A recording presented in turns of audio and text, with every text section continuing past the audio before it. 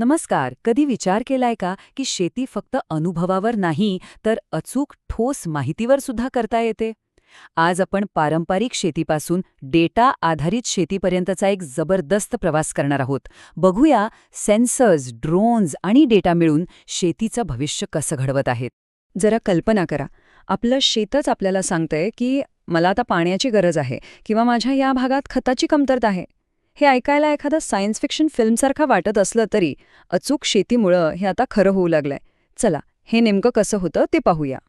तर सगळ्यात आधी हे समजून घेऊया की जुन्या पारंपरिक शेती पद्धतींमध्ये नेमक्या कोणत्या अडचणी होत्या ज्यामुळे आपल्याला ह्या नव्या तंत्रज्ञानाची गरज वाटू लागली. हे बघा, पारंपरिक शेती म्हणजे कसं एकाच मापाने सगळ्यांना तोलण्यासारखं. म्हणजे संपूर्ण शेताला एकसारखंच पाणी आणि खत द्यायचं, जरी प्रत्येक भागाची गरज वेगळी असली तरी. पण आधुनिक शेतीमध्ये प्रत्येक भागाच्या गरजेनुसार अगदी मोजून मापून उपाययोजना केली जाते. आणि हा जबरदस्त बदल शक्य झालाय फक्त आणि फक्त डेटामुळे. मग या सगळ्या आव्हानांवर उपाय काय? उत्तर अगदी सोपं आहे. डेटा. आता आपण त्या संकल्पनेबद्दल बोलूया जी ह्या संपूर्ण बदलाच्या केंद्रस्थानी आहे.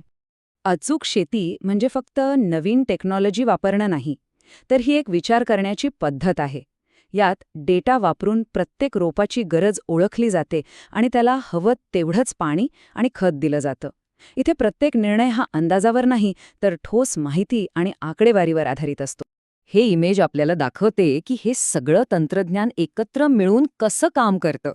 शेतात लावलेले सेन्सर्स, आकाशात फिरणारे ड्रोन्स आणि उपग्रह हे सगळे मिळून एक असं जबरदस्त नेटवर्क तयार करतात की जिथून माहिती थेट शेतकऱ्याच्या मोबाईलपर्यंत पोहोचते. चला तर मग आता हे बघूया की शेतातून हा इतका महत्वाचा डेटा गोळा करण्यासाठी आजच्या शेतकऱ्याकडे कोणती कोणती डिजिटल साधनं आहेत. हे चित्र म्हणजे अचूक शेतीचा जणू काही एक्सरेच आहे. इथे आपल्याला दिसतंय की सेन्सर्स, GPS आणि ड्रोनसारखे घटक कसे एकत्र येऊन डेटा गोळा करतात. या सिस्टीममधला प्रत्येक भाग खूप महत्वाचा आहे. सुरुवात होते जमिनीखालून.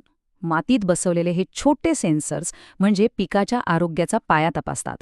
ते आपल्याला अगदी अचूक सांगतात की जमिनीत ओलावा किती आहे, तापमान काय आहे किंवा कोणत्या पोषक तत्वांची कमतरता आहे. यामुळे संसाधनांचा जराही अपव्यय होत नाही.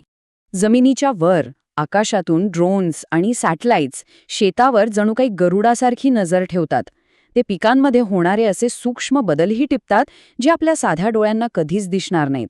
त्यामुळे कोणतीही समस्या मोठी होण्याआधीच आपल्याला कळते आणि ती मुळापासूनच उपटून काढता येते. आणि जमिनीवर GPS लावलेले स्मार्ट ट्रॅक्टर्स आपलं काम अगदी अचूकपणे करतात. ते फक्त डेटा गोळा करत नाहीत तर मिळालेल्या माहितीच्या आधारावर शेताच्या नेमक्या त्याच भागावर काम करतात जिथे गरज आहे. मग ते खत घालणं असो किंवा फवारणी करणं असो. बरं, नुसता डेटा गोळा करून तर काहीही उपयोग नाही. आता आपण त्या सर्वात महत्त्वाच्या टप्प्याकडे जाऊया जिथे या कच्च्या माहितीचं रूपांतर शेतकऱ्यासाठी उपयुक्त अशा ठोस कृतीमध्ये होतं. आणि हा प्रश्न अगदी योग्य आहे. म्हणजे ठीक आहे, आपल्याकडे खूप सारा डेटा जमा झाला, पण आता त्याचं करायचं काय? त्या आकड्यांमधून अर्थ कसा काढायचा, योग्य निर्णय कसा घ्यायचा?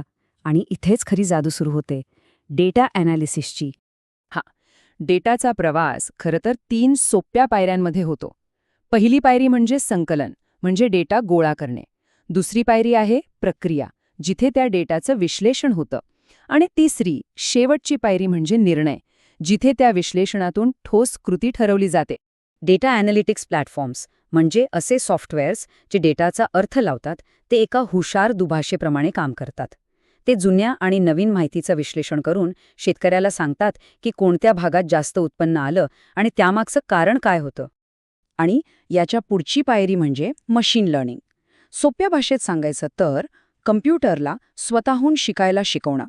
हे इतकं जबरदस्त आहे की ते फक्त काल काय झालं हे सांगत नाही, तर उद्या काय होऊ शकतं याचाही अंदाज वर्तवतं. विचार करा, यामुळे शेतकरी संकटाची वाट बघण्याऐवजी ते येण्याआधीच त्यावर मात करू शकतो. या सगळ्या विश्लेषणाचं अंतिम ध्येय अगदी सोपं आहे, आकड्यांना कृतीत बदलणं. उदाहरणार्थ, जमिनीतील ओलाव्याचे आकडे थेट सिंचन प्रणालीला आदेश देतात की आता पाणी देण्याची गरज आहे आणि तेही किती हे सुद्धा सांगतात. आता शेवटच्या आणि सगळ्यात महत्त्वाच्या भागाकडे वळूया. या डेटा आधारित दृष्टिकोनाचे प्रत्यक्ष शेतीवर काय परिणाम होतात आणि त्याचे फायदे काय आहेत हे पाहू. हे चित्र आपल्याला एका नजरेत अचूक शेतीचे फायदे दाखवतं. वाढलेलं उत्पादन आणि संसाधनांची बचत इथपासून ते पर्यावरणाचं रक्षण आणि आर्थिक नफ्यापर्यंत हे सगळं डेटा आधारित शेतीमुळे शक्य होतंय. थोडक्यात सांगायचं झालं तर अचूक शेतीमुळे कमी खर्चात जास्त आणि चांगल्या प्रतीचं पीक घेता येतं. पाणी आणि खतांसारख्या मौल्यवान गोष्टींचीही मोठी बचत होते आणि पर्यावरणावरचा ताणही कमी होतो. म्हणजे हा एक असा व्यवहार आहे ज्यात सगळ्यांचाच फायदा आहे. आणि याचा एक खूप महत्त्वाचा फायदा थेट आपल्यासारख्या ग्राहकांना होतो. या तंत्रज्ञानामुळे एक ट्रेसेबिलिटी साखळी तयार होते. याचा अर्थ आपण जे अन्न खातो ते कोणत्या शेतातून आलं, त्यावर कोणती प्रक्रिया झाली, या सगळ्याची माहिती आपल्याला मिळू शकते. यामुळे अन्नाच्या सुरक्षेबद्दलचा विश्वास खूप वाढतो. तर मग या सगळ्या माहितीनंतर एक प्रश्न नक्कीच मनात येतो. पुढच्या पिढीची भरघोस पिकं ती फक्त काळ्या आईच्या कुशीत उगवतील की डेटाच्या या सुपीक जमिनीत? विचार करायला लावणारी गोष्ट आहे, नाही का?